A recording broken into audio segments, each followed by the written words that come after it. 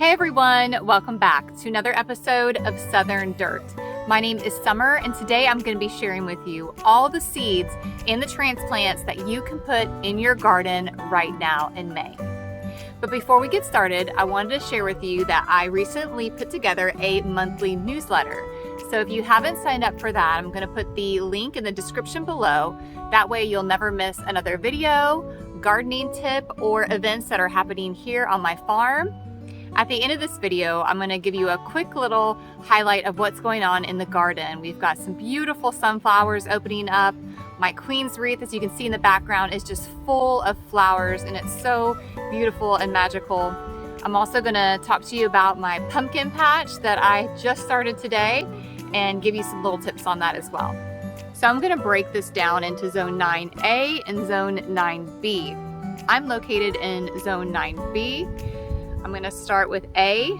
You can plant okra. You can do multiple plantings of that all the way through June. Okra is always a huge winner for my garden. We love to eat it fried and pickled. So that is something that's super easy to grow during the summer months. Also, you can grow southern peas. I've personally never grown southern peas, but I've recently bought some because there's not a whole lot that I can plant that will survive and be easy to manage in the summer from my Zone 9B. So I'll show you those. You can also plant sweet potatoes. You can plant Seminole pumpkins, which is a huge winner for my summer garden going into the fall, which I will show you my Seminole pumpkins and seeds here shortly. You can plant Swiss chard, beans, sunflowers. You can plant chayote squash, loofahs, which are super fun to grow. You can grow your own sponges, which I'll show you my seeds and loofahs here shortly, and Malabar spinach. I've never grown this, but I want to get my hands on some seeds this season and see how that grows. So if you have some seeds and you want to trade me for maybe Seminole pumpkins or some sunflower seeds, definitely drop those comments below. So now we're going to go into 9B. We can plant okra all the way through August. So you can actually start planting however many you want to plant every week. So you have that consistent production of okra coming in. You can plant beans. You can plant southern peas all the way through August. So I'll be planting southern peas here probably in the next couple weeks. We can plant sweet potatoes. We can plant them all the way up until June. Seminole pumpkins, which I'm going to show you my pumpkin patch from last year. I'm going to shoot some pictures up on the screen so you can see those.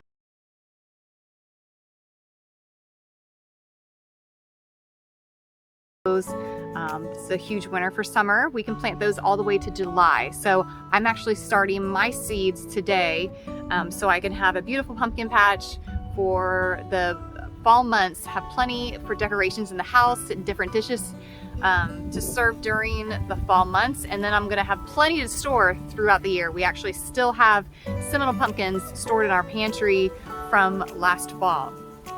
You can grow Swiss chard. You can grow sunflowers. Now I also added in edible plants as well, like fruiting trees, because there's not a whole lot we can grow, and I'll continue to update you through the months of fruit trees that you can grow during each month for our zone. Papayas you can plant now. Yuccas you can plant now. Ginger, you can plant roselle, sugarcane, passion fruit, chayote squash, and Malabar spinach. So now I'm going to show you the different varieties and seeds that I will be planting for May or that I've already planted. I will be planting Seminole pumpkins, which if you've never seen a Seminole pumpkin, these are Seminole pumpkins. These were actually planted last May, and we had plenty through the winter to enjoy. I still have them in my pantry, and they're absolutely delicious. If you've never grown them, they're a native pumpkin. I have them for sale, as well as okra, loofah. If you've never grown loofah, you can actually grow your own sponges. You can eat them young when they're green. They're kind of like a zucchini, or you can let them dry, take the peeling off, and use them as dishcloths. You can make your own soaps with them. You can use them in the tub, use them as just scrub brushes. They're amazing. I use them to make loofah soaps, and we use them in the shower and for our dishes. We are also going to plant some Mammoth Sunflowers. I have all these seeds for sale. I also have other seeds. I'll put them in the description below. So if you're interested in any of these seeds, they're all homegrown organic from my garden here in Central Florida. I'm also gonna try, these are southern peas. We're gonna try some Texas cream. We're gonna try some black eyes, some pink eyes, and some zippers. I also wanted to let you guys know, if you're looking for a way to support the channel, you're always welcome to purchase my seeds. And this is a hat that I just produced myself. It's Garden Here Don't Care. They are $25. It has Southern Dirt Farm and Garden on the back. So if you're interested in any of the seeds or my hats, I also sell fruit tree cuttings. So if you're interested in any of that, make sure that you comment below or send me an email. I'll put that in the description below. So guys, I wanted to show you my Queen's Wreath vines that are doing so good. This is my absolute favorite flowering tree that we have here on our property. It is a vining tree. You can actually just put it in your yard and let it grow as a tree, or you can allow it to climb up something. We have this old rusty railing my husband brought home from a job where somebody did not want it, and we thought it was pretty cool because it has an S shape there, and we've just helped train it up along this trellis we've made here. And this attracts hummingbirds, bumblebees, bees. We have even had a nest of birds in here, and it's just absolutely magical. I've actually enjoyed this tree so much, and they're always really expensive at our nursery. So I've started to propagate them, and we'll have them for sale either here in the next 4 months, or we'll have full-grown trees next spring. So if that's something you would be interested in, make sure you are signed up on our free newsletter. I'll let you know when we have any type of plants, trees, or seeds for sale here at my farm and garden, and also other events and different workshops that I do here on my property. Here is one of our Mammoth Sunflowers. We have a couple more that are starting to fall over, and their heads will start to develop their seeds. We let them sit there for about a month before we actually harvest them and put them in our little drying mats where we save the seeds for next year's planting and also to sell as well. I've got one that's fallen down there, but I'm just gonna leave it for now. Recently we had left for vacation for about 3 days, but a deer decided to come up and graze along all of my rose bushes. Sunflowers. As you can see, the tops are just chomped off. He took some of my sweet potato vines, snipped off a few of my tomatoes, some peas, and managed to make it over to this garden where he snipped, or she snipped, some of my okra plants and tomato plants, and I think I've got some damage on some more flowers over here as well. So that was really frustrating.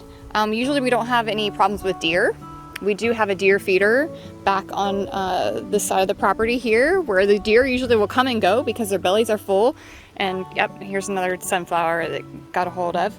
But it's usually when we're gone for long periods of time where it's quiet here, and that's typically where we would have some deer action.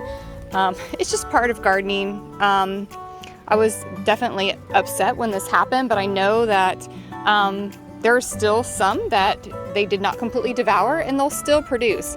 Like, I'm just gonna leave these the way they are, and they're gonna shoot side shoots and produce okra. Thankfully, all of this okra has not been touched, and it's mainly just a few here. And same with my flowers and some of my other items that have been chomped off. I mean, that's kind of what nature does. You lose plants to animals and disease and different things, and the best thing you can do is fence your area in, which we do. We have a little opening here, which they made it through. This has definitely kept our rabbits out, But thankfully they didn't completely devour our garden. And what I'm going to do is put a radio out here. So I'm going to put just like a talk radio on, and hopefully that will keep them away. I do have some flashing light predator guards out there that is helpful. I have them on each side of the garden. We've got a owl over there, but sometimes you still have issues. So I do want to show you some of my sweet banana peppers because these are just doing awesome. Look at these guys. I mean, I have peppers for days. I can never plant enough of these. They're just, oh, look at this. I just took in a huge harvest and I've already got more to take indoors and eat. It is time to pull these last onions here. I'm actually gonna go ahead and get those up while we're on this video here. I love growing onions, and if you guys didn't see my last video that I posted before this, my children and I did a onion harvest. If you want to check that out, and I gave you some tips on when to know and how to store and cure your onions. I also harvested almost a 3-pound onion in that video, so make sure you check that out. I'll put it in the description below. I have some loofah plants that are taken off right here on the corners. My flowers, zinnias, are doing amazing.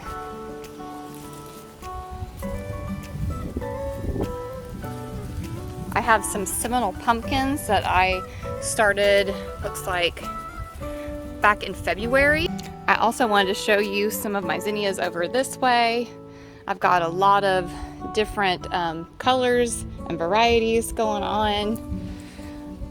I also have a bunch of varieties of eggplant, which will thrive throughout the summer. We've got just a regular, we have some smaller ones over here that are real cute. I've got some shooting stars, eggplants here, but everything is pretty much thriving in the garden. A lot of the leafy green items are getting chewed up by bugs, but we're still harvesting. If you want to see a full garden tour of my spring garden, you can definitely check that out. It was probably one of the last 2 videos I uploaded. I also wanted to show you guys my lettuce. I actually just harvested all this lettuce about a week and a half ago, and we actually just finished that lettuce up. My husband and I have been eating lettuce from that harvest, and it's already ready to harvest again. Look at these leaves. This is Butter Crunch. It's my absolute favorite to eat from the garden, mixed in with some romaine. It's so easy to grow. This was planted in March, and it is thriving. Hopefully it doesn't get too hot. We've actually been running 90-degree days, and this is kind of a shadier area that I have this under this big willow tree here. So it has not bolted yet. I think we should be able to get a couple more rounds off of this. Here's another Queen's Wreath on our property, and we just have this one growing as a tree. We typically trim this back a few times a year, and every time we do trim it back, it does reflower. Thank you guys so much for watching this video. If you found this video helpful, please make sure you give it a thumbs up. If you have any questions for me, please put them in the comments below. If you have any tips for me, please don't be afraid to tell me, because I am always learning. I'm always welcoming if you see something that is missing in my garden, or maybe something that I didn't mention.